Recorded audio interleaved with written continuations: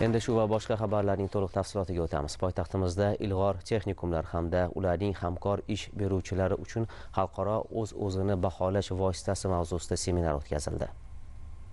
Bugungi kunda jahon mehnat bozori jadal o'zgarib bormoqda. Endilikda faqat kasb egasi bo'lish kifoya emas.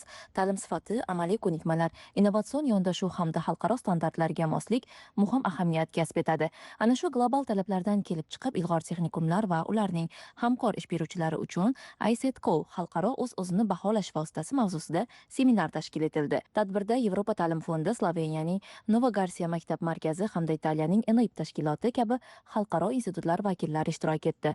Kasbiy mukammallik masalasi nafaqat Yevropa ittifoqida, balki butun dunyo miqyosida juda muhim yo'nalishga aylanib bormoqda. Bugun biz Yevropa konsepsiyasiga ko'ra shu yo'nalishdagi markazlarga aylanayotgan ilg'or mahorat texnikumlari bilan hamkorlikni yo'lga qo'ydik. Ushbu trening davomida biz kasbiy mukammallik tushunchasi nimani anglatishini yanada chuqurroq yoritamiz, chunki bu kasbiy ta'lim va o'qitish poydevori sifatida doimiy rivojlanish yo'lidir. Bu jarayon ta'lim dasturlarini mehnat bozori va jamiyat ehtiyojlariga moslashtirishni, ish beruvchilar va boshqa manfaatdor tomonlar bilan yaqin hamkorlikni talab qiladi. Ana shu hamkorlik orqali biz o'zgarib borayotgan mehnat bozori va jamiyat ehtiyojlariga tezkor javob bera olamiz hamda o'quvchilar uchun ham, kelajak kasblari uchun ham dolzarb bo'lgan ta'lim dasturlarini taklif qilamiz. Mazkur seminarlar Yevropa ittifoqi tomonidan moliyalashtirilayotgan Darya mintaqaviy loyihasiga muvofiq o'tkazildi. Seminarning asosiy mavzusi ICETCO, ya'ni xalqaro o'z-o'zini baholash vositasi bo'ldi. Ushbu mexanizm Yevropa ittifoqi tomonidan qo'llab-quvvatlanayotgan Internationalizing Vocational Excellence loyihasi doirasida ishlab chiqilgan.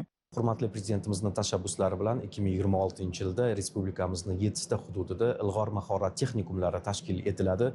Ichki va tashqi mehnat bozori ehtiyojlaridan kelib chiqib, ilg'or texnikumlarimizda o'qitiladigan kasblar ro'yxatini biz mahalliy hokimliklarning takliflari asosida belgilab oldik va texnikumlarimizga sanoat hamkori sifatida 63 ta yirik ish beruvchilarni biriktirdik. Yevropa ta'lim fondi, Yevropa kasbiy ta'lim assotsiatsiyasi, Sloveniya va Italiyani kasbiy ta'lim sohasidagi xalqaro ekspertlar ishtirokida kadrlar tayyorlash ishlari olib borilmoqda. ICETCO kasbiy ta'lim standartlarini oshirish, ta'lim muassasalarida mahoratga erishish jarayonini tizimli tahlil qilish va takomillashtirishga xizmat qiladi. Ushbu vosita 23 ta asosiy mezon va 577 ta indikatorni o'z ichiga olgan bo'lib, o'qitish, hamkorlik, boshqaruv va moliyalashtirish kabi muhim yo'nalishlarni qamrab oladi.